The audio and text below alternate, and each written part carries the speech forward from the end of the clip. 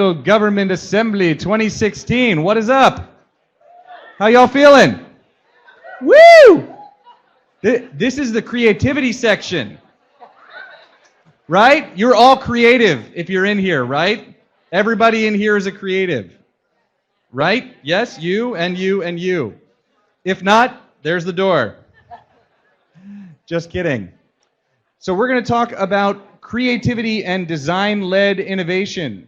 This is a topic that has been near and dear to Adobe for a long time and is near and dear to government as well.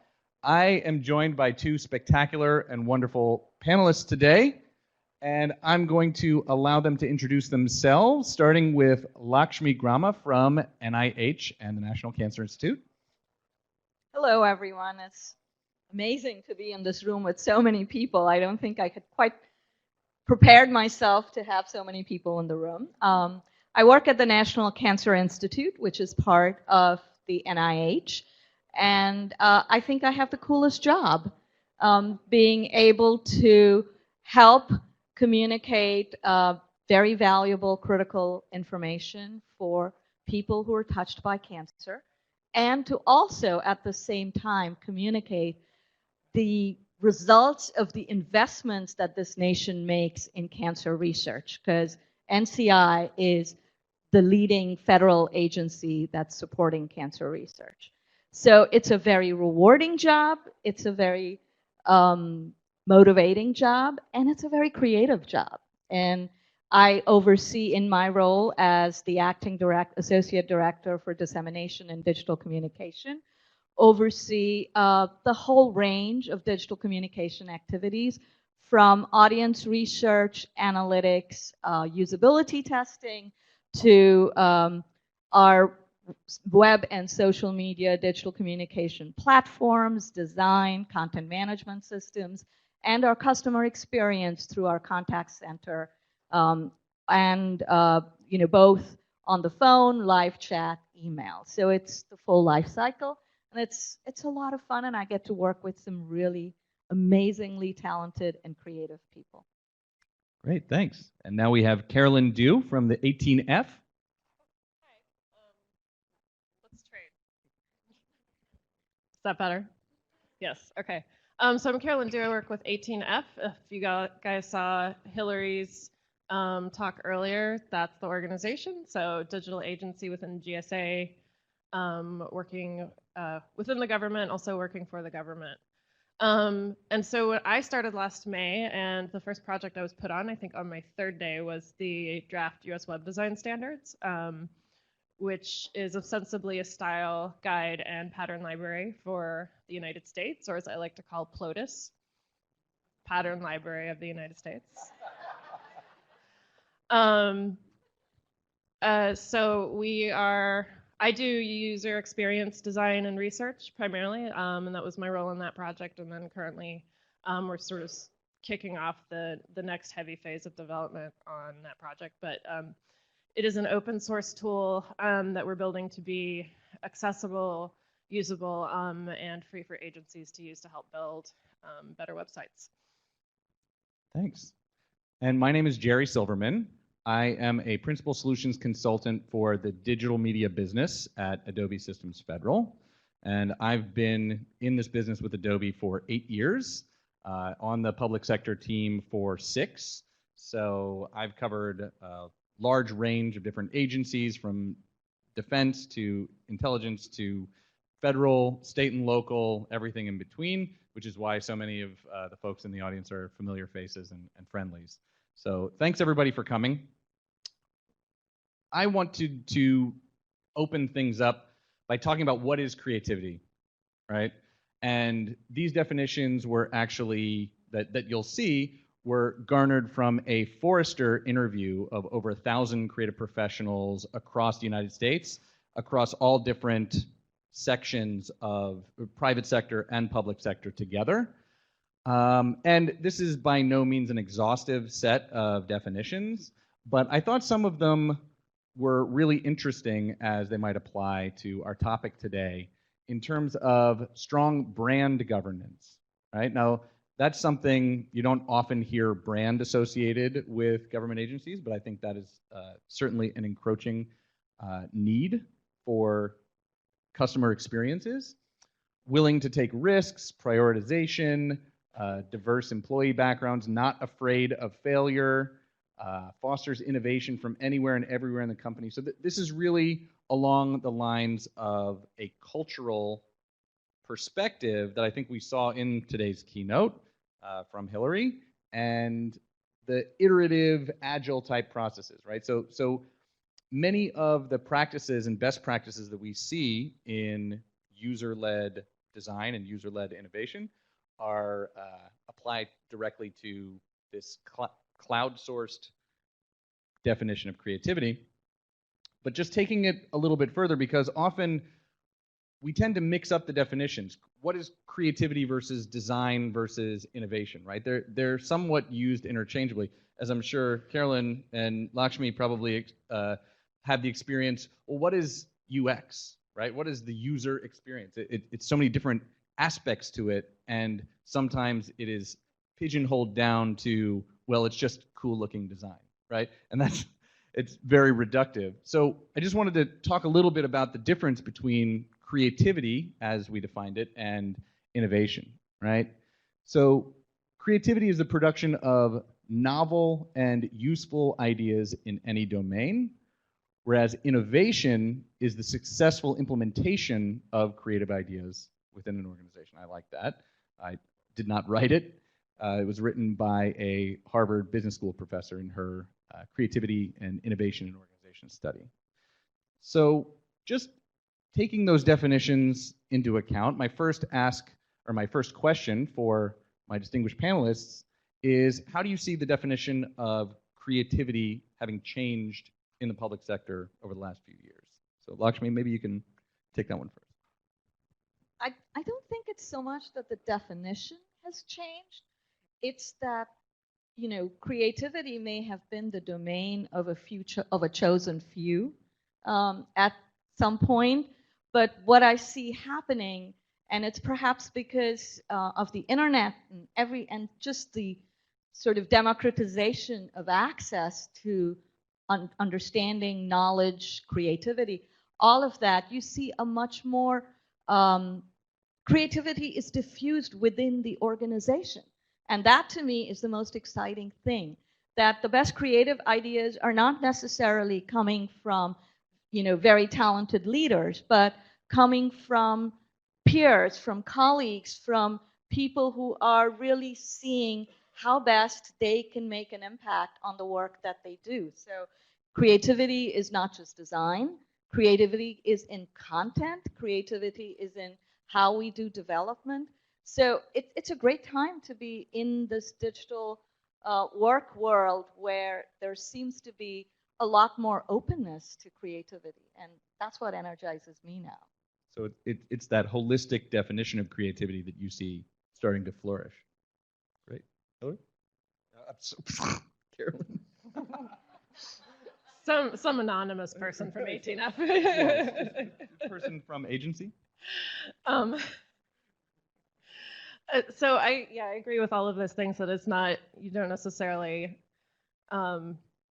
the creative on the team is not necessarily somebody whose job title is designer. The creativity comes from like every person. And I think the change that I'm seeing is more about how do you embrace processes that enable creativity. So you see a lot more agencies working in agile or iterative development practices where you can be creative and fail in small ways that are less risky, and doing more collaborative design work. So things like design studios or feature.voting or other collaborative sessions where you're like pulling ideas from all the different people on the team, and it's not just the solo genius designer sitting in a corner deciding what they think is best. And those are the types of changes that I think we've seen in some aspects of the private sector for a while, and that the government is starting to pick up on. And I think the nonprofit sector hopefully will catch up after government. And I pick on the nonprofit sector because I used to work in the nonprofit sector. And mostly those organizations are small and don't have as much capacity. But that's sort of like process change in the way we think about how to run a business and how to generate ideas and products, I think is currently what the shift is happening. So there's a bit of a myth around creativity, is that it happens in a vacuum by a single artistic genius who can't be touched or looked at too hard. But it sounds like the shift is in thinking of creativity as this holistic, collaborative enterprise that is iterative over time. And so that sounds like it's taking hold in government as well as other. Yeah, aspects. I think of it more like it's the process. You know, I was trained as a visual designer in a very like traditional Swiss genius designer fashion. And then I made a switch to do user experience, and it was like a completely different tool set for me. So I was doing like working on my own. I know best. Nobody can argue with me about the color. To the point like, oh, I can actually test my designs with the people who are going to use them and like find out if my ideas are right or not. And actually, when I first started, my first usability test was a complete failure. And I was like, yes, like now I know. Right. Wow, that's good. So collecting user feedback and input is a big part of the creative process now, as opposed to just putting it out there in the world. And if you like it, great. If not, go to a different gallery. Right. So we actually ran an awards challenge last year called the Creativity in the Public Sector Awards. Does anybody here enter this awards challenge by any chance? Well, you are all invited to enter it when it opens up this summer for 2016. And as a matter of fact, if you go in the back of the room, we've got a nice little card here that shows you the URL. But it's being hosted on the Adobe Behance site. Right? It's just behance.net/creativity in PubSec, because we abbreviate things to make them cooler.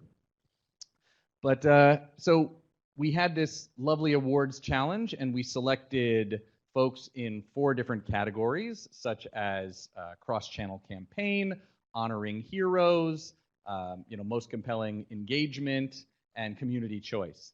And so just to give you guys a flavor, right, you saw a few great examples in Brian and Hillary's talk earlier, but right, the Rotunda, of course, that won for most engaging citizen-facing content. Lakshmi's, National Cancer Institute website redesign as fully responsive. I think you guys brought the page count down from like some obscene number of pages down to something that can actually be comprehensible. Yeah, we went from I think 24,000 pages to 6,000 pages. Right. So I want to. Nice. So we're gonna talk a little bit more about that right after we get through the other awards.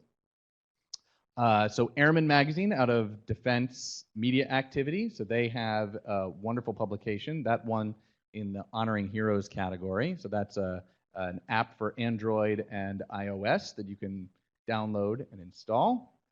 The Integrated Cross-Channel Campaign went to the city of Kansas City, Missouri. They took all of their open data from their city, tracked everything, and turned it into an interactive art gallery exhibition where the data, instead of being visualized in a graph or a PowerPoint slide or an Excel worksheet, was visualized in interactive gallery art, which was cool and very out-of-the-box thinking. And then, of course, Department of Interior, Forest Services, they did a wonderful rebrand of the entire Forest Services. Very just striking. I encourage you to go on to, again, that's behance.net/creativity in PubSec, and enter your own agency's great user-centric design, or even just a beautiful rebrand of your site. Go on there, enter it. There are hundreds of entries, and they're collecting more every day from across the US and Canada. And if you enter it now, you'll be in a head start for when the awards challenge opens up this summer. So my second question for the panelists are, right, these are just a few examples, but let's talk about some, maybe choose one or 2 examples of the best design-led innovation that you've seen across the public sector this year. I've been so busy doing the work that we needed to do. I realized when I was thinking about this question, I hadn't really looked up and browsed as much as I normally do. But I do want to, give a shout out to our parent agency, hhs.gov. Partly because, before they relaunched their website, their main enterprise website, one thing I knew as a user, it was really hard to find anything. It was very bureaucratic. But one of the things that you notice if you go to hhs.gov now, and this is something I saw data yesterday at the HHS Digital Council meeting, where they went from 20% of their visitors saying they could find something on the website to 80% of their visitors saying they could find something on their website. To me, I don't care how beautiful it looks or whatever, but as long as you can get 80% of people who come to your website saying, I found what I was looking for, that is amazing transformation and very creative work. So I've really liked looking through that site. I know they're doing a lot more work and there's a lot to be done. Another website, I think the Federal Student Aid site, I don't know if it was revamped this year, but I used it more this year because I was helping my daughter with her in the application process, and I was looking it up. And as a parent, I found it was, again, something that was really helpful and useful and usable for me. So there's a few projects that I like. Vets.gov is a site that's in progress, still a work in progress, but they've got some really interesting things going on, including like navigation that seems to be determined by like what the user wants to find out versus like the bureaucracy of the organization or the org structure. The CFPB has launched a new "When do I retire" tool, which is helping to answer questions of like when do you start drawing Social Security benefits and other retirement benefits. I generally think the Department of Interior is killing it on social media. I don't know if you guys follow any of their social media accounts, but if you do, you will see beautiful, beautiful photos of national lands. I have to give a shout out to an 18F project, but I really love the Kids in the Park website, which is a place where fourth graders can go to download I think it's a pass for a year to go and to visit any national land for them and their family. And the thing that I really loved about that is that they tested the content with fourth graders, so that the content person who worked on it had like at one point had an icon of an envelope of like, you know, mail this in, and the kids were like, what's that? Which is amazing that they tested that and found that out. Yeah, I saw something. It was like, you know, the save icon, which is a little, you know, a floppy disk. Like some kid looked at it and was like, oh, they saw an actual floppy disk and they were like, oh, you 3D printed the save icon.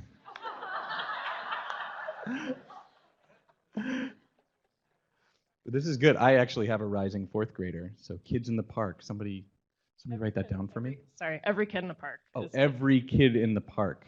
I'm writing this down and watching the recording. Cool. Well, thank you. Those are excellent examples. So we have actually been very busy, not just with the awards challenge, but in surveying creatives in the public sector, people with titles like digital media manager, visual information specialist, creative director, you know, the typical title that you'll find for those who focus on marketing communications, public affairs, and things like that in government. So we went through in September and October of 2015, and we surveyed a whole bunch of them across US and Canada. Maybe you got a call from us and contributed to the survey. But what we found overwhelmingly is that use of data and analytics is vital to the creative process in public sector more than ever before, 94% of folks. So I think that upholds a lot of what we're talking about up here.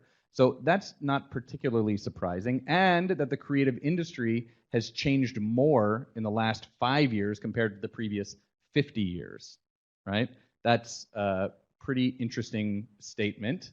Creative communications and design is critical in today's digital world, right? Brian Lampkin, our executive vice president, brought that up in today's keynote. It's more important in government departments and entities and indispensable to successful government workplaces, right? So I think everyone's starting to coalesce around this idea of creativity as a holistic contribution to the organization, regardless of whether it is in public affairs marketing or in finance or human resources or accounting, right? I mean, you'll find creativity as a necessity across enterprises, public and private sector. Right? And these communications not only make the public sector more efficient, which is always a huge emphasis, but it enables government to better serve. So that is a pretty big consensus.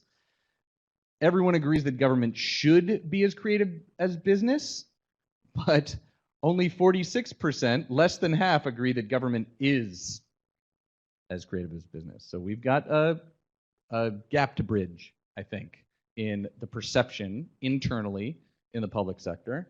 And we have some culture to change, right?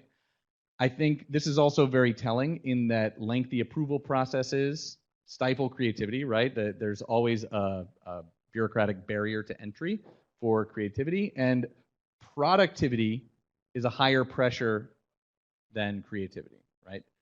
Be productive, creativity comes as an afterthought, right? So that's pretty interesting. And there's a lot of other barriers that were listed from our survey respondents. Security concerns, obviously always a big one, right?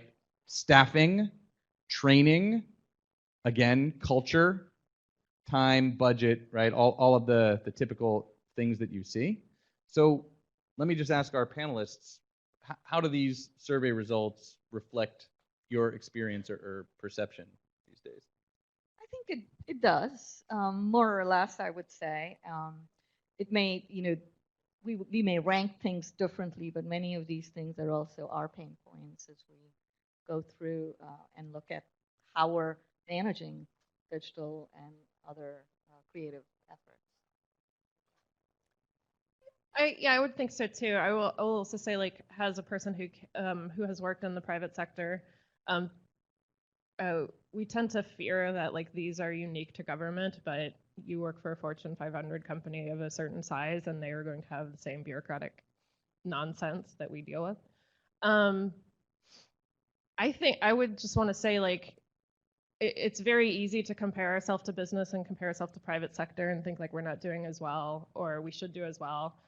I think we have a mandate to do better. A business only supports design and creativity and user-centered approaches insofar as that it improves the bottom line.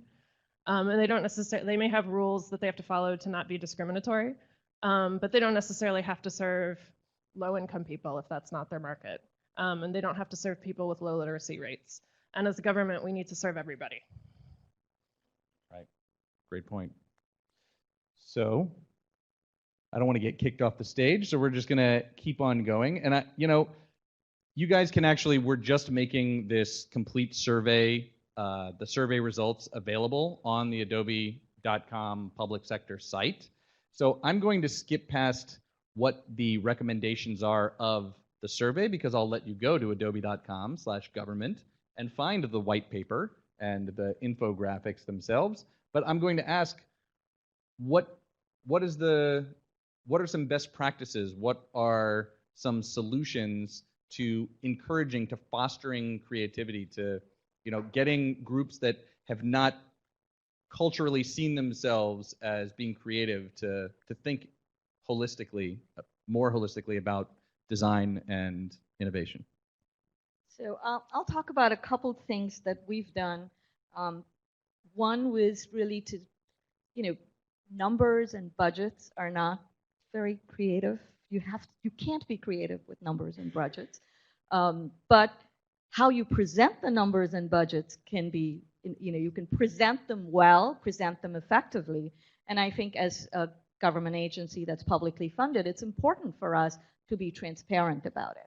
So one of our biggest projects, and it took us a while, I will say, there were a couple of starts and stops. We took our digital budget, we took our budget fact book, which was really a PDF. It was a book that became a PDF. And we said we needed to make this digital. And we were hoping to do digital first, didn't happen, but we at least got it into a digital framework, which really was to take key information presented visually through infographics, and then to also make the data itself available right there on the page for somebody to download and look through and play with. So it was not through a data API, we were not there yet, but at least it was to make sure that people who wanted to use it could use it. We crowdsourced, another project I could talk about was we crowdsourced scientific images, really cool pictures that are from our researcher community in order to be able to tell the story of research in a visually interesting way. So we call the project Cancer Close-Up.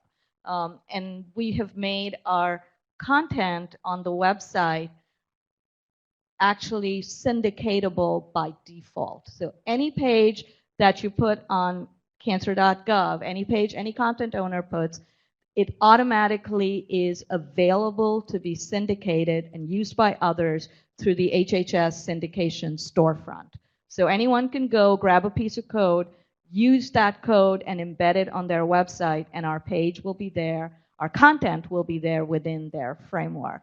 So those were three things that I think kind of show the way we've been thinking about how to make our content more engaging, more accessible, and usable everywhere. Thank you. I'll be brief and I'm gonna echo some of the things that Hillary said in her talk.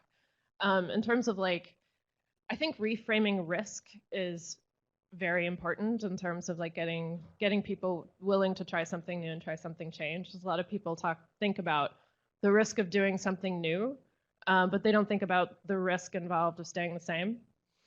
So reframing that and pointing that out. I think asking why, if somebody says like, we can't do it that way, keep asking why and be like, well, let me see the regulation. What does the regulation say? And just sort of wire them to death until you can like pick apart that piece.